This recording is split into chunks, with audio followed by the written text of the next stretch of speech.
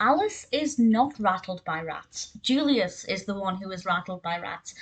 It seems to be a trending topic with the Alice comedies once Margie Gay took over as the role of Alice, that Alice basically doesn't feature. I don't think this has anything to do with Margie Gay. When she is actually in the cartoons, her performance is very good.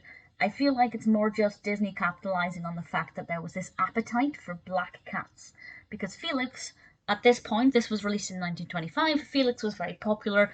Disney was not the only studio or cartoonist to capitalize on the fact that audiences liked black cats. So this is actually primarily just a Julius cartoon, because Alice goes away at the very, very beginning, in the very first opening, the only opening, and asks Julius to look after the house while she is away. And Julius does this to the best of his ability, but suddenly rats begin to overthrow everything. Obviously, cats should be able to scare off rats, but not in the case with Julius. And the rats take over the house, they're playing the piano, they're getting into everything. They're generally having a good jolly knees up by the looks of things.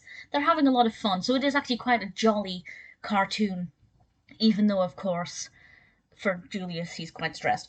But I enjoyed it. It was a nice cartoon. I just wish Disney would stop. Obviously, it's stopped. It no longer, these cartoons aren't made anymore. But it's just really frustrating when it's an Alice comedy, and you go to watch an Alice comedy, and you like seeing Alice as a live action character interacting with the cartoon elements. I find the animation live action crossover to be very pleasing a lot of the time, and certainly with Virginia Davis, they were very well done.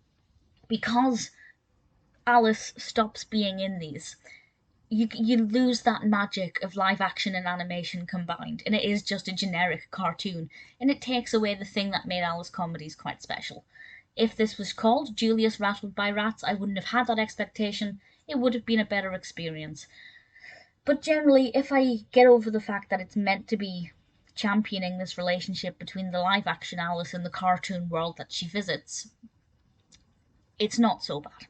If it was a cartoon about Julius having to deal with all of these very merry rats, then yeah, it's good. It's good fun. It's messy, it's chaotic, there's a lot going on. It's well enough edited that everything makes sense. The narrative flows quite well. Julius I really enjoyed in this one. So it shouldn't be called Alice Rattled by Rats, because it's Julius Rattled by Rats. Once you get over that fact and you realise you're not about to watch an Alice comedy, I think you'll quite enjoy it. Julius is a very likeable character.